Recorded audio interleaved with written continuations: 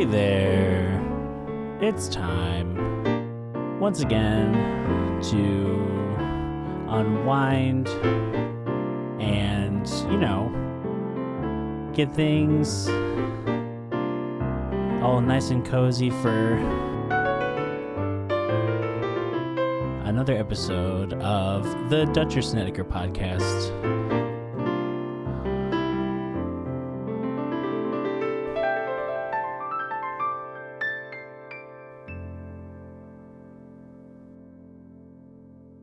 Hello. This sustain is really long on this keyboard. It's still going. Let's see how long it goes. It's still there. Still going. Still going. The faintest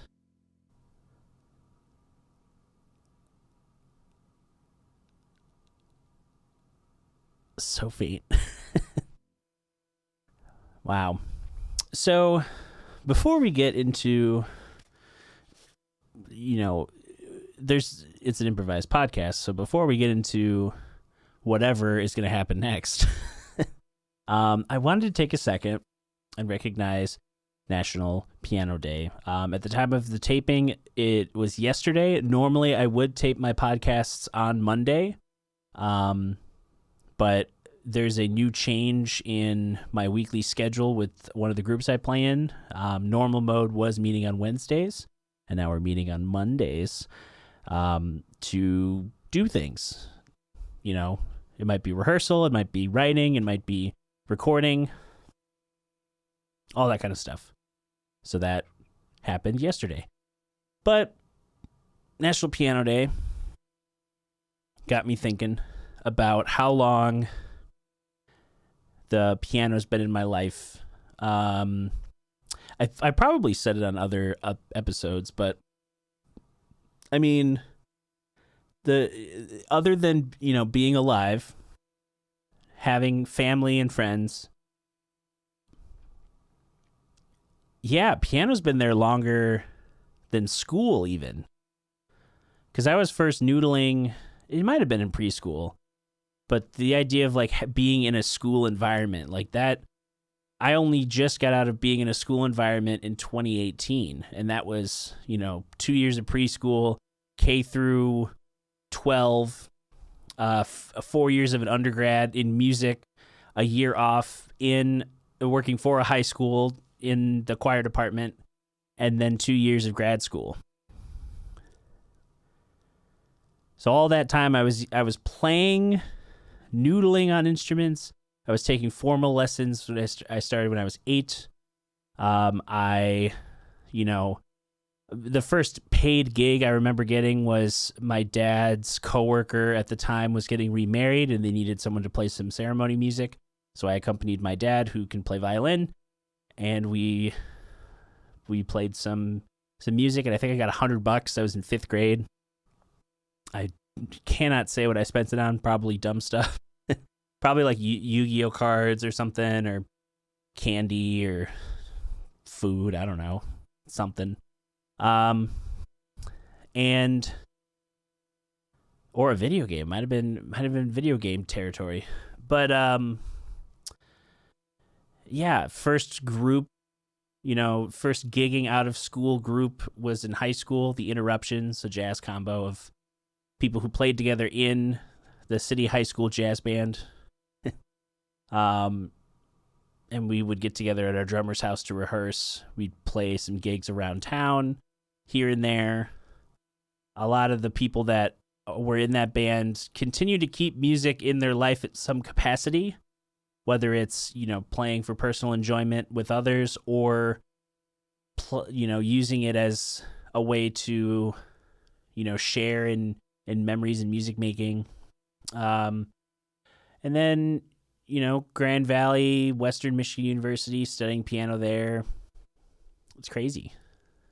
6 years of intensive piano study after, years of private lessons. Even the 2 years off I had from private lessons from 10th grade up until the end of senior year of high school, I was still playing piano, playing music, doing things musically.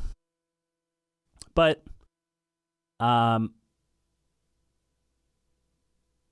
yeah, lots of mistakes, lots of good moments, lots of doubt, lots of triumph, lots of fulfillment, lots of direction, lots of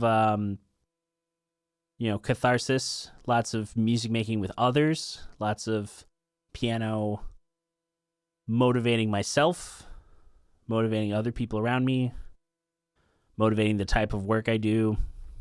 Yeah, piano's been there every step of the way. I posted on my Instagram, my family's been digitizing old home movies, and there's a video of me playing what I think is a Yamaha keyboard, just this little tiny thing with some cheap sounds and some presets, very 90s, and I'm just plunking away at something, a backing track that I definitely remember. It kind of had like a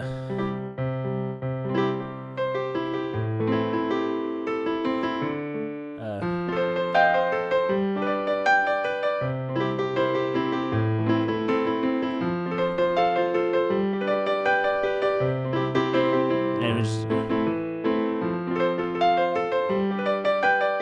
like it had a very, that kind of a beat, or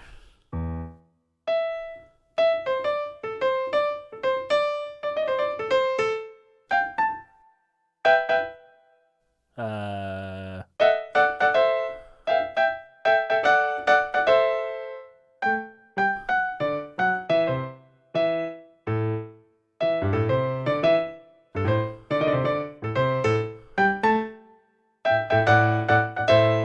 something like that.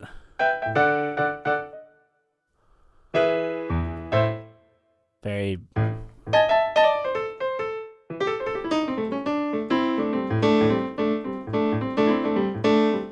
very bouncy tune. But I seeing that old video, it reminded me of that and this like little bongo djembe thing that I would have in the basement. Like maybe it was a child's conga or something. Because I did so much drumming in the car. I still do it as a habit. I'm just always like, plunking out something, playing along to something, and it's crazy to think. I'm 28. I started taking lessons when I was 8, so my formal journey with piano is now 2 decades in, and I want to reflect a little bit more on it, but if you will give me a couple minutes to indulge, I'm going to improvise some piano because I feel like that is needed. I could say as many words as I want, but playing the piano is going to get across just how I, where it's taken me. So I'm going to improvise real quick.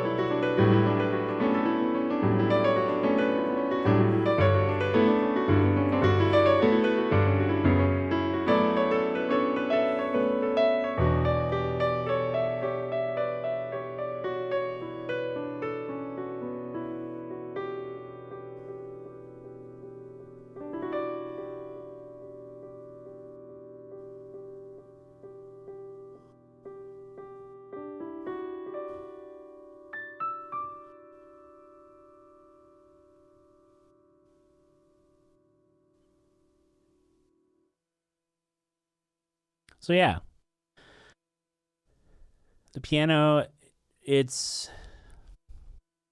for those of you who've been playing any instrument for a long time, you know that you know how deeply personal it is, and you know how much work you put into it. Like, it's hard. It's so hard to articulate to some people what having a lifelong passion and relationship to an instrument like this means. It's not just being able to learn your favorite songs. It's not just being able to play on a stage and play in front of people and like put on a show. It's not just being able to say you have an album and that's it, and you've recorded music and put it on an album. It's about the people you meet doing this type of work, the places you can go, the opportunities you're given, the experiences that you'll have that no other person on this planet can relate to exactly in the exact pathway. I know other pianists, I know other instrumentalists, I know composers, arrangers, all different people involved in the creation of music. And I can tell you that, my story does not match theirs. Maybe in a broad sense, like, oh, we all went to some sort of school for training, but, or like, oh, we've all had the self-doubt sessions in a practice room at 10 p.m. because you've put so much work into a piece. And instead of getting the sleep that would help solidify it, you're practicing more because you think repetition at that degree is going to help, when really they just want you to show that there's some sort of marginal improvement and you don't need to be perfect, and you shouldn't have to be perfect to be in music, because there's a lot of imperfect people as performers, engineers. There's a lot of imperfect people who learn to fix their mistakes by putting in the time and effort. And then there's a lot of imperfect people that get work in this industry that they're messy. They have problems. There's a lot of things that go into a show. Let's take that for example. Like there's different management, there's different artists, the different people involved in a venue. There might be some recording involved, lights involved, just all these different things that go into making a show. And the point of it is to like have an audience go like, wow, that was amazing, and have nothing go wrong. Have nothing go wrong that's noticeable to a crowd. But really, it's, all that aside, it's hard to say, because people who know me, they see progress updates. They might see an Instagram post. They might see, a little thing that's like, hey, I leveled up in music. I got this new keyboard, or I have this new opportunity, and then it's like, oh, good job.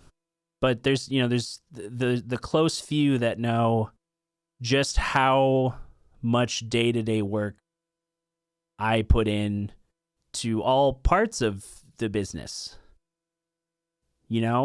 Like there's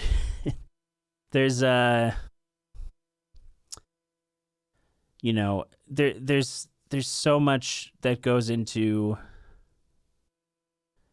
the behind the scenes. Like I don't have 6 hours to practice every day. I could budget that time, but it would be a wild imbalance to how I need to live my life, doing other types of work. And I've spent, when did I graduate from Western? When I was 26. So I spent 18 years practicing the piano. And I'm still going to practice things and learn new songs and learn new tricks, learn new things about equipment. That's never going to stop. But, I feel bad sometimes when people ask me for practice tips, because it's like, I've put in a ton of practice. already, and I need to get into some sort of a routine to continue that improvement and that trajectory. But a lot of it's just because I've done it longer than most people think about wanting to be musicians, because I come from a musical family. So I grew up listening to music, having access to instruments, having parents who are willing to put me in private lessons, uncles who all have careers in music. Right now I have cousins who are all in music school or, finishing up their degrees. I just helped my cousin Garrett with a project of his for his recital. I did some improvisatory playing and some video work. And, my grandparents on my dad's side are all, they're musicians. It's like, it's in the family. So it's all that I've known that's been a consistent, like, oh, what do you want to be? It's like, no, it's not astronaut, it's not doctor, it's not, that type of work. Not these, oh, I want to be a fireman. It's like, no. Maybe I said that as a kid, but I've always in my head just been like, I need to be playing music because that's what I like doing. That's the default. And it's longer than anything.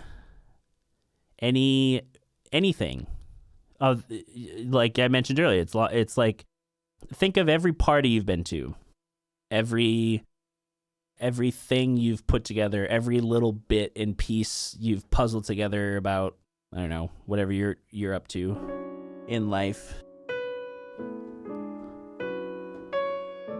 And know that I've been doing music in some form since then. So when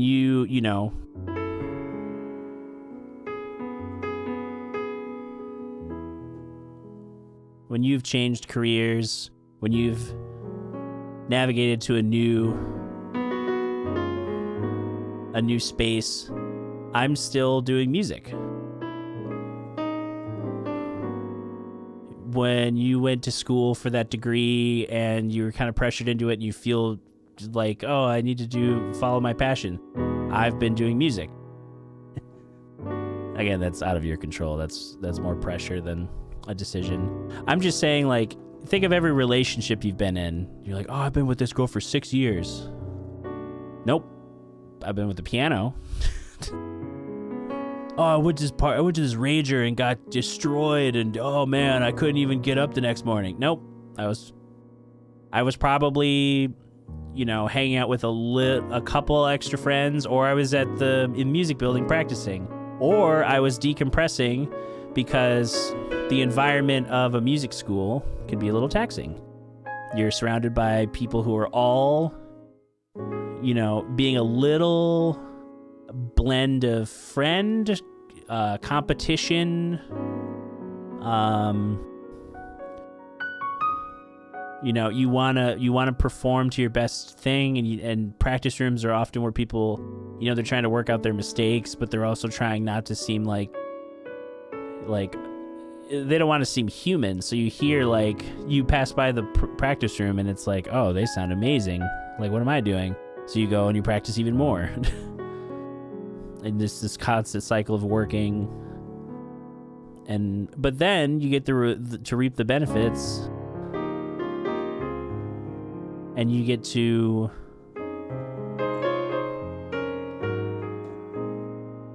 play all sorts of music with all sorts of groups, all sorts of, times you can travel, all sorts of things that revolve around you being a musician.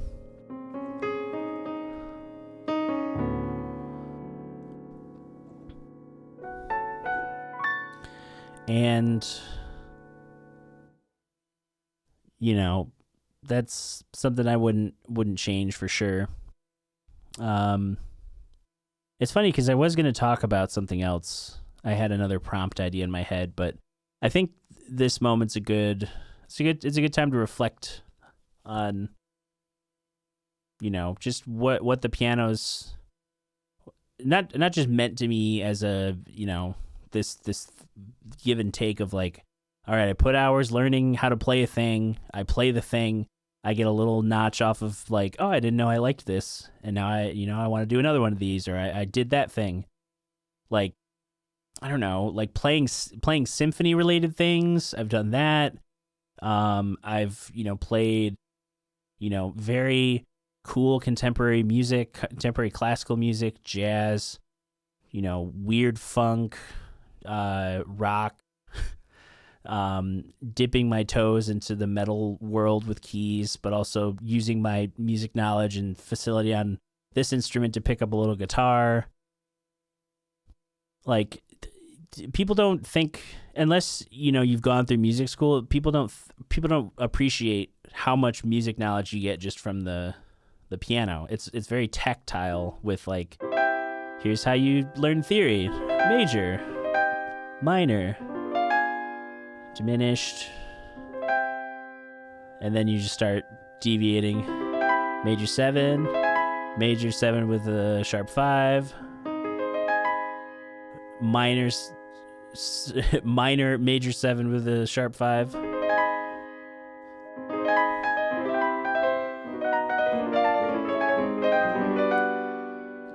Like all these things, scales.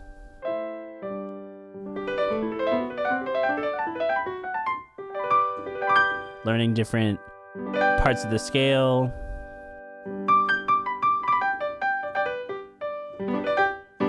Arpeggios.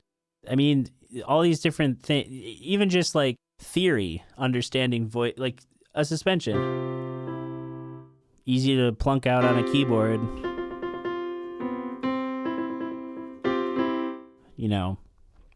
When you go to music school and you don't play piano, you have to learn piano. You take 2 years of keyboard, and it pairs with the music notation you do in theory class. It pairs with, a new way to write music. It pairs with being able to go into a practice room with a piano and plunk out notes to sing. Like for example, aural perception. If you're playing a linear instrument or you're just singing and you don't think about the relationship of your notes to the harmonic progression, it's harder to think about those things when presented with like, all right, what's the function of that note? So you have like A. I don't have to think about that. Why? Because I've heard orchestras tuning forever. The PS3, when you turn it on, there's an A. That's, it's the string thing. I've had to give this note to a lot of ensembles. And then you start to think of, you start learning more chord shapes and variety, and you're like, what is this A? All right, it's the 5 in D. It's the 3 in F. It's the 4 in E. Like, you get that, that suspension sound. It's the sharp 11 in E flat. It's the sharp 5 in D flat. It's the 6 in C. It's the 7 in B minor. It's the major 7 in B flat major. So another 7.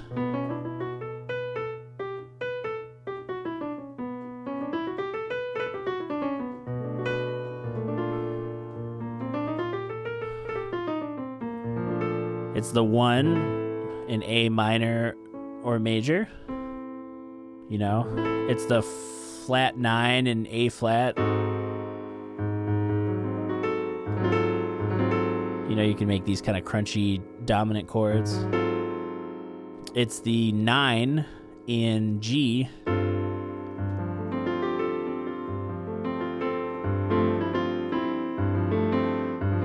And yes, you could do the 2 if you have it closer together, but I'm thinking of chords that I like voicing. It's the minor third in F sharp. I was making a major 7, but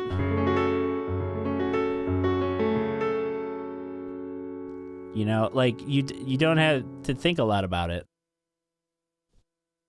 And then I've just played, you know, all these different chords like C. You play your home bass is middle C all the time. You're learning about, like, you know, there's that video of that kid who's like Rick Beato's son. He'll play like, you know, like, all right, sing a G, and you're like, G, C. If you have some relationship to the notes, and you've like, there's so many notes. There's so many octaves, I guess. But as a wise man once said, and then I think Travis Swanson quoted him, there's only 12 notes. So if you have 12 notes, if you have one octave, you could tell a whole story with that. You could just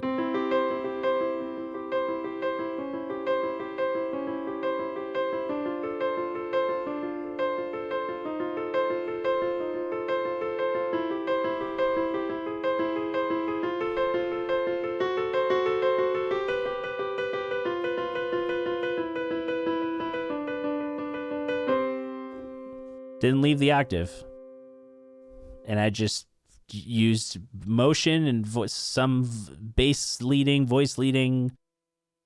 You know, you learn all these things naturally playing piano. So I've felt, you know, I've always felt like, because of the piano, and you know, being obsessed with music, you know, it's helped me through all the, you know, the moments I'm like, oh, do I want to do this as a career? Like, man, I just don't, you know, like, because the business end is the thing they don't teach you in school. So I always felt like I wasn't succeeding in certain aspects because I had all this facility, and I felt like I wasn't doing enough to diversify how I was making money, you know, thus the getting some sound work, doing sound engineering work, thus, you know, trying to do more recording work. Not on the engineering side, just because I don't budget my time well at all. I'm self-employed, but I'm not the best boss for me. I'm a functional boss. I know when I can get things done, but if the piano's taught me anything, it's that there's a lot of room for mistakes, and as long as you land on the right thing, you're fine. I was just explaining that to someone in my lesson today. Like, let's say you're in C.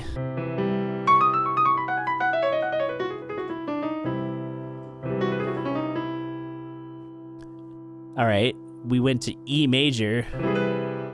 You know, it's got those crunchy things, but it's got 2 shared notes.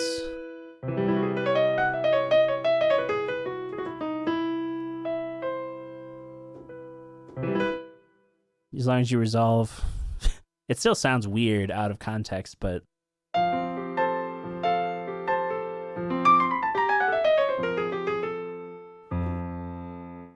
landing on the third helps. I don't know. I've played all sorts of weird, I don't know. What's a good weird chord?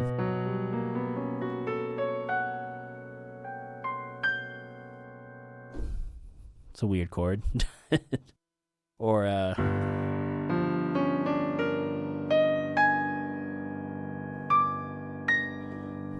sing an E. E. How do you know the E? It's the guitar note.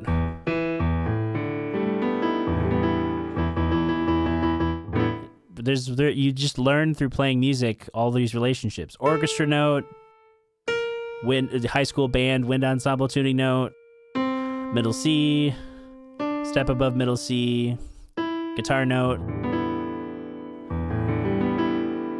G is just a popular key. It's also a 5th from middle C.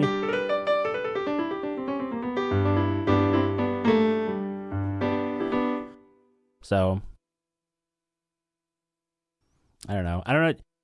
This isn't me trying to flex. It's me saying, like, look at all these things that just happened because I've played piano. The wealth of musical understanding cannot be understated. I've heard people who are like, "Oh, it must be so hard for you to enjoy music because like you just listen and you find all the things you don't like about it, and you can specifically say why you don't like about it." Like, yeah, that's partially true. I can find stuff specifically that I don't like about it. I don't passively listen to. I don't just hear oh, it's kind of a washy, like, oh, the vocal, the bass, the drums. Like, sure, I might hear those things, but I also hear, the harmony, the movement, how the parts are interplaying. Because with piano, you're listening for layers anyway. Like, you're having to, I don't know, play these pieces that you might be.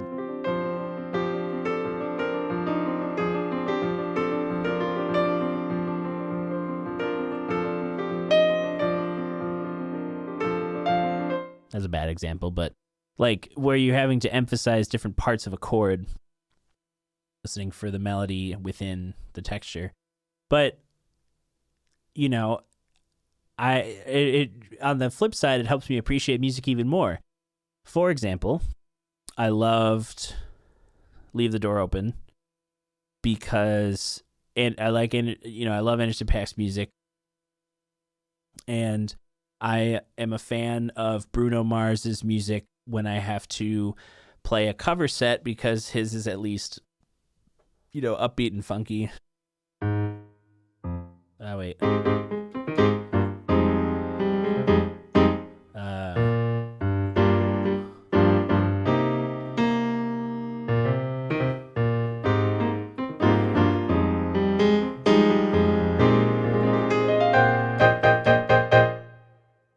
I bet you know what that song is. But Leave the Door Open, like what you doing? Where you at? I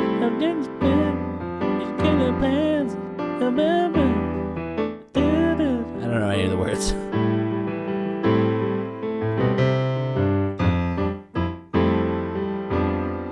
Very great movement. And then key change. It's Bruno Mars.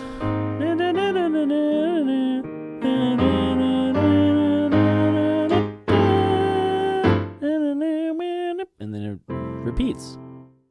And there's a great video of Charles Cornell breaking down the movement, and it's great songwriting to establish, a couple of parts, a couple of things, and then reuse them in ways that sound like it's, oh, this is so different. Like maybe you return to the B section, but it's in a different key, or you return to the B section and there's this horn solo that wasn't there the first time, or there's vocal harmonies, or they're riffing, or like, oh, maybe it's the A section, but it's a solo and they've cut stuff out, or they brought stuff in. Like, there's so many options. And piano, I'm sure this was written at a piano.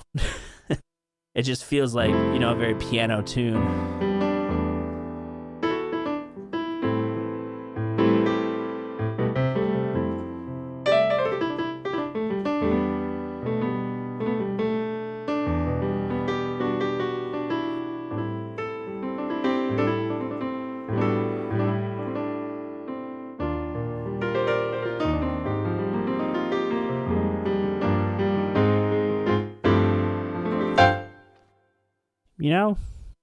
Easy peasy. But so good, so soulful. But I feel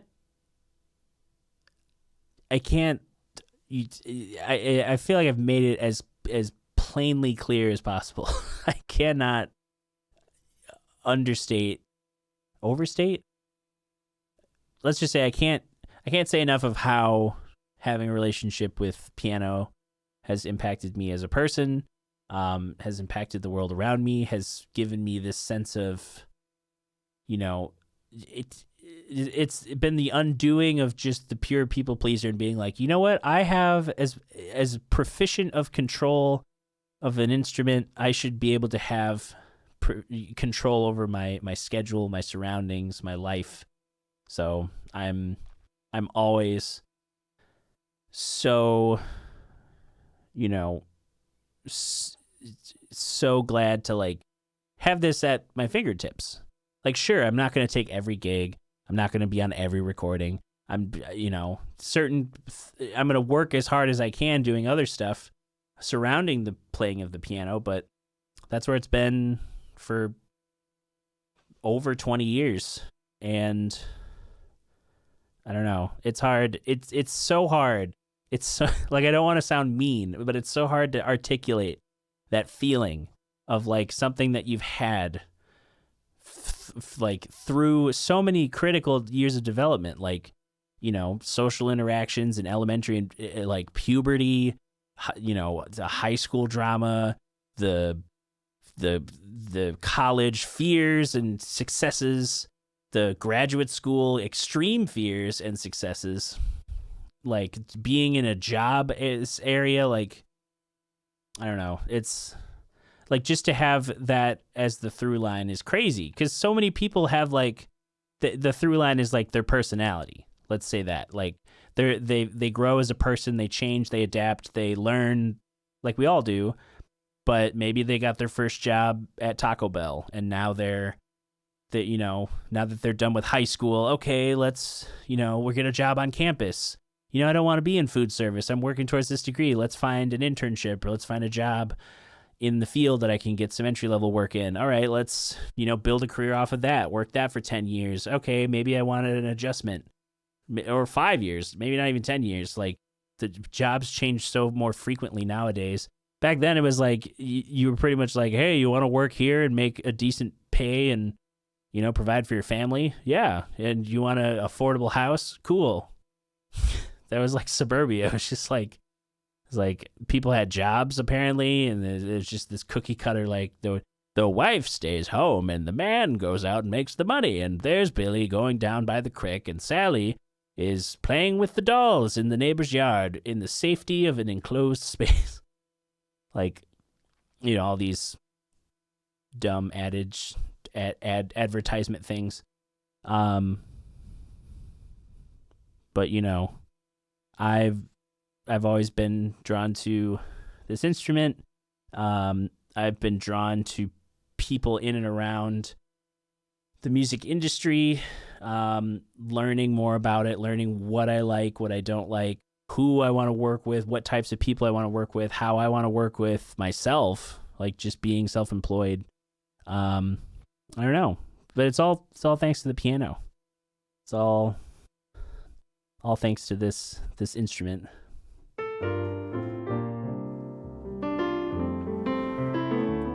So that'll do it today for the Dutcher Snedeker podcast. Again, if you like these types of things, you, lovely person out there listening, have a multitude of ways you can support me and my efforts as a podcaster, writer, performer, instructor, studio musician, all these different jobs. You can check out my website, DutcherSnedeker.com. Everything's kind of hubbed there. You can follow this, like this, share this, you know, whatever platform, whatever page. And also, you can, you know, check out my groups, Earth Radio, Blushing Monk, Normal Mode. I play sometimes with the Mark Lavengood Band. You can support all of us buying merch, buying CDs.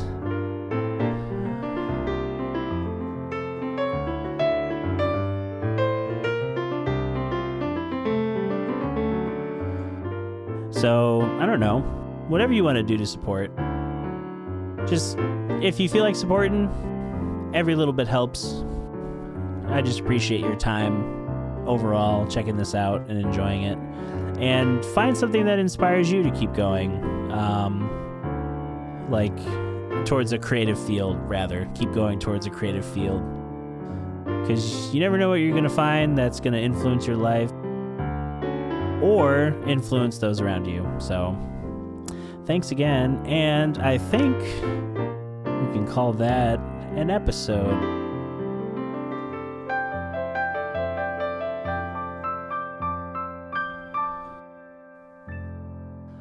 Also, check to see if you're able to get registered to go get vaccinated. I called a hotline today and I got scheduled for my first shot in 2 days. So let's beat that virus so we can all enjoy each other's company. And maybe I could do this live. I don't know. Have a studio, more of a setup. I don't know. But do that.